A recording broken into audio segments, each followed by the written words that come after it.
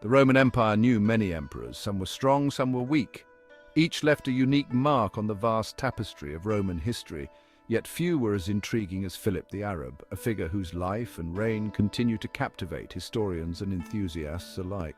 Born far from the Forum, in a land that seemed distant from the heart of Roman power, Philip hailed from Shahaba, a Roman city in the province of Arabia Petraea. This region, though on the fringes of the empire, was a melting pot of cultures and influences. He rose to the pinnacle of power in the tumultuous 3rd century AD, a period marked by political instability, economic troubles, and external threats. This was a time of crisis and change for Rome. The empire was beset by internal strife and external pressures, making the role of emperor both challenging and perilous. Philip's reign, though short, offers a glimpse into this pivotal era. His ascent to power was not just a personal achievement but a reflection of the broader dynamics at play in the Roman world. Philip's story is a complex one, woven with threads of ambition, loyalty, and betrayal. It is a tale of ambition, intrigue, and ultimately tragedy. His rise to power was meteoric, but his fall was equally swift and dramatic. It is the story of a man from the eastern fringes of the empire who ascended to become the ruler of the Roman world. His journey from Shahaba to the imperial throne is a testament to the fluidity and unpredictability of Roman politics. How did he do it? How did a man from a relatively obscure background manage to navigate the treacherous waters of Roman politics and emerge as emperor? What did his reign mean for Rome? Did it bring stability or further turmoil? These questions are crucial for understanding the broader context of the 3rd century. These are questions that continue to fascinate historians. The legacy of Philip the Arab is a subject of ongoing research and debate, shedding light on the complexities of Roman imperial rule and the diverse backgrounds of its leaders. Philip was born Marcus Julius Philippus, a name that would one day echo through the annals of Roman history. His origins were humble compared to the Roman aristocracy, hailing from a modest background in the province of Arabia. His family likely gained Roman citizenship under Emperor Trajan or Hadrian, a significant step that opened doors to opportunities within the empire. We know little of his early life in Shahaba, a small town in the Roman province of Syria, but it was a place that shaped his formative years. Yet it was clear that Philip was ambitious, driven by a desire to rise above his humble beginnings and make a name for himself. He chose a path common for young men seeking power and prestige, the Roman army where valor and skill could elevate one's status. Philip rose through the ranks quickly, demonstrating not only bravery but also a keen strategic mind. He gained a reputation for his military acumen, earning the respect of his peers and superiors alike. He served under his own brother, Priscus, who was appointed Praetorian prefect under the young emperor Gordian III, a position of immense influence. This appointment would prove fateful for Philip's future, as it placed him in close proximity to the epicenter of Roman power. It placed him at the heart of Roman power, where decisions that shaped the empire were made and where alliances and rivalries were forged. His destiny, it seemed, would be forever entwined with the fate of Gordian III, setting the stage for a dramatic rise in the annals of Roman history. As Philip navigated the treacherous waters of Roman politics and military campaigns, his ambition and strategic prowess would be tested time and again.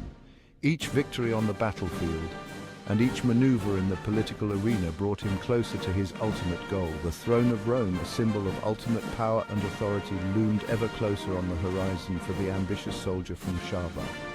History would remember Marcus Julius Philippus not just as a soldier, but as a man who dared to dream beyond his station and who rose to the pinnacle of Roman power. His journey from the dusty streets of Shahaba to the corridors of power in Rome is a testament to the enduring spirit of ambition and determination. In 241 AD, Gordian III embarked on a campaign against the Persians. This was not just any campaign, it was a bold and ambitious endeavor that sought to expand the Roman Empire's influence and secure its eastern borders. The young emperor, only in his teens, was determined to prove his mettle and solidify his legacy. This was a major military undertaking. The Roman legions, renowned for their discipline and strength, were mobilized in full force. The soldiers, clad in their iconic armor, marched with a sense of purpose and determination. The vast military camp buzzed with activity as preparations for the long and arduous campaign were underway. The Sasanians under Shapur I posed a significant threat on the eastern frontier. Shapur was a formidable adversary, known for his strategic acumen and military prowess. His forces were well equipped and highly motivated, ready to defend their territory against the Roman incursion. Philip accompanied the emperor, his star continuing to rise. As a trusted advisor and skilled military leader, Philip played a crucial role in the campaign. His insights and strategies were invaluable to Gordian, who relied heavily on his counsel. He was appointed Praetorian prefect after his brother's death. This prestigious position placed him at the heart of the Roman military hierarchy, granting him significant influence and authority. As Praetorian prefect, Philip was responsible for the safety and security of the emperor, as well as the overall command of the army. This made him the most powerful man in the army, second only to Gordian. His rise to power was swift and remarkable, a testament to his capabilities and ambition.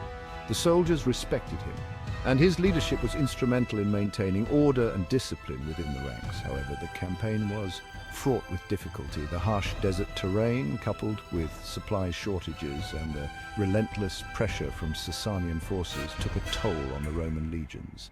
The soldiers faced numerous challenges, from extreme weather conditions to fierce skirmishes with the enemy. Disaster struck in 244 AD. The Roman forces, despite their best efforts, were unable to sustain their momentum. The campaign, which had started with such promise, began to unravel. The once confident and determined legions now found themselves in a precarious situation. The exact circumstances are shrouded in mystery. Rumors and speculation abound, with some suggesting that internal treachery played a role in the downfall. Others believe that disease and exhaustion were the primary culprits. The truth, however, remains elusive, lost to the annals of history. Yet, Gordian III died under unclear circumstances. Some whispered of treachery, others blamed disease. His untimely death sent shockwaves through the Roman Empire, leaving a power vacuum that needed to be filled. The young emperor's dreams of glory and conquest were abruptly cut short. Whatever the truth, Philip emerged from the chaos as emperor. In the midst of the turmoil, he seized the opportunity to ascend to the throne. The army, recognizing his leadership and capabilities, proclaimed him as the new Augustus. His rise to power was swift and decisive. He was proclaimed Augustus by the army. The coronation marked the beginning of a new era for the Roman Empire. Philip, now known as Philip the Arab, took on the mantle of leadership with a vision to restore stability and order. Thus began a new chapter in Roman history, one shaped by an emperor from the East. Philip's reign would be marked by both challenges and achievements, as he navigated the complexities of ruling an empire in a time of uncertainty and change. His legacy, like that of Gordian III, would be etched into the annals of history, a testament to the enduring saga of the Roman Empire. Philip consolidated his power quickly. He negotiated a peace treaty with Shapur I. He then returned to Rome to secure his position. He knew that legitimacy in the eyes of the Senate and the people was crucial. He arrived in Rome in 244 AD and set about cementing his rule. A significant event marked Philip's reign, the Ludi Secularis. This ancient festival, celebrating the completion of a saeculum, roughly a century, was a grand spectacle. Philip seized the opportunity. He used the Ludi Secularis to enhance his image and legitimacy. The games were a lavish display of power and piety. They served as a potent reminder of Rome's enduring strength and Philip's place at its helm.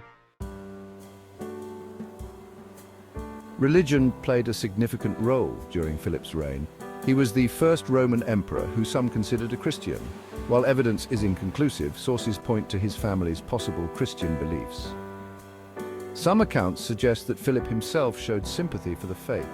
However, it is crucial to avoid imposing modern interpretations on the past. Christianity at this time was a minority religion. It was far from the established institution it would later become. While Philip might have been sympathetic to Christians, he remained the Pontifex Maximus. This was the high priest of the Roman state religion. He upheld traditional Roman religious practices throughout his reign. Despite the grandeur of the Ludi Secularis, Philip's reign was far from peaceful. The 3rd century AD was a time of immense pressure on the Roman Empire. It faced threats from within and outside its borders. Philip's rule was no exception. Barbarian tribes tested Roman defenses along the Danube and Rhine rivers. These incursions required significant military resources. They put a strain on the imperial treasury. Financial difficulties plagued Philip's reign. He debased the Roman currency to fund military campaigns and appease the army. This led to inflation and economic instability. As pressures mounted, a new threat emerged from within the empire itself. In 249 AD, Gaius Messius Quintus Decius, a prominent senator and general, rebelled against Philip's rule. He declared himself emperor. This challenge shook the very foundations of Philip's authority. The two Roman armies clashed at the Battle of Verona in 249 AD. The battle was a decisive turning point. Philip's forces were defeated. He was killed, possibly by his own troops.